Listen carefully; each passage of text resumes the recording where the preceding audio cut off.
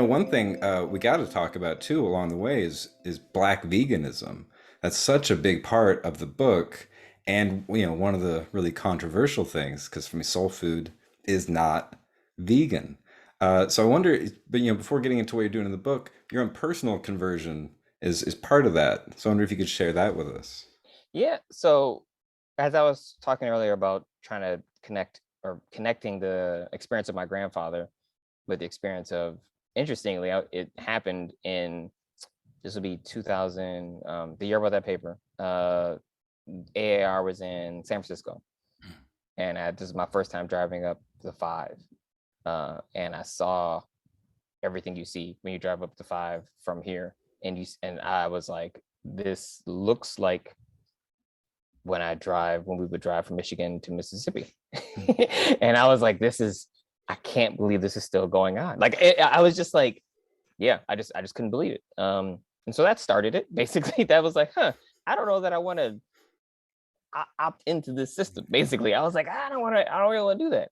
And so what I did is, it was a slow conversion. I really appreciate you saying the word conversion, because I became vegetarian in 2010 and had to relearn how to cook.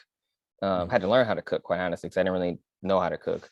At least I thought. Now I realize I didn't really know how to cook. And it really was just a process of saying, well, how can I eat in alignment with my values? And recognizing that the exploitation of nature and exploitation of animals is all wrapped up in white supremacy. And if I want to be anti-racist and I want to resist white supremacy, then I can't eat animal products anymore. And I was like, okay. And so let me set out to do that. And I was very patient with myself. Like I said, I didn't become vegan for like 5 or 6 years. And I don't have this hard and fast date where I'm like, oh, there was this day. I did immediately cut out meat, and then over time I just kept cutting out more and more dairy, more and more, eggs or anything else, because I knew that I was gonna have to again relearn how to cook, and I wanted to still at least eat in ways that felt culturally appropriate. And as I learned to make those things in more vegan ways, it became easier for me to let them go. And so yeah, it was a long process. It was a process of learning how to cook, learning how to recreate food. I actually am friends with Bryant Terry, who lives up near where you guys live in Oakland. He's a Black vegan chef. I was just talking with him maybe 2 months ago. I told him, I was like, man, I think you like literally saved my life. Like physically, your cookbooks, like I don't know that because I wasn't eating nutritiously. I was just eating Right. stuff, and so I learned how to eat, through his cookbooks and other things like that.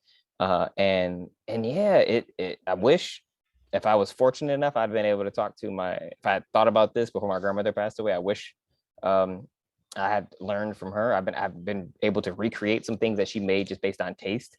Hmm. But she, like many older Black women that I encountered, that I think I write about a little bit in the book, never ate a lot of meat, but never would have called herself a vegetarian because she would have thought that was what white people do.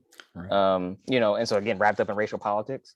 And so yeah, so for me it was that kind of that journey signified something that gave me compassion to not push this kind of militant veganism on people, because I just don't think that's practical for most Black people. Right. um, Black veganism for me is this practice wrapped up in the practice of what I call soulful eating. So that's eating in a way that really is about the preservation and promotion of Black community. It is a opting out of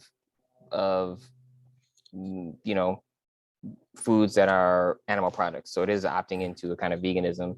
I call it Black veganism because, as I said, my grandmother and other women, especially, but people in general, associate veganism with this kind of focus specifically on animal justice, and it's very narrow. And I wanted to separate the kind of veganism I'm talking about from that by signaling and signifying that it is about an intersectional veganism. Hmm. It's quite honestly, it's anthropocentric, because I don't think I would have become a vegan if it was just about the animals. Like Right. I love animals. My wife is a veterinarian. I love animals. Anybody's listening, I have a dog. He's over here asleep right now. But for me, it was tying the construction of the human person, recognizing that what I call the human animal tension. in the construction of the human person, meaning that the category as we understand it of human and the category of the animal is a racialized category, because the ways in which Black people and other people of color have been dehumanized, we've been called animals when we are talked about in ways that dehumanize us. Whether in popular culture today, you still hear it, right? You hear, so these people acting like animals. And what they mean by that is they're not saying that we're like not Homo sapiens. What they're saying is we're not performing humanness in ways that they are comfortable with. And that performing humanness is wrapped up in performing whiteness in a way that which they're comfortable with. And so that category of animal, as it's been used really since the colonial encounter, really has been structured through race, right? It's really been structured through race, and or I should say, it's been racialized, if you will.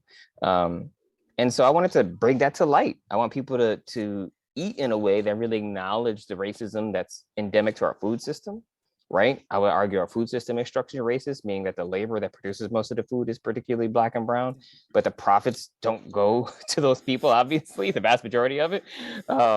And so it's to bring attention to that kind of exploitation, and it's to try to opt into. So that's on one hand, so dealing with human bodies and people and calling out the structures of racism. And on the other hand, it's recognizing that from an environmental perspective, at minimum, being vegetarian and at best being vegan really addresses some of the most significant issues we have with climate change on an individual level. And it's one of the few individual things I know we can do and everybody can do, because climate change really is an issue we have to solve through policy, but everybody can do something with regards to our food waste and what we eat.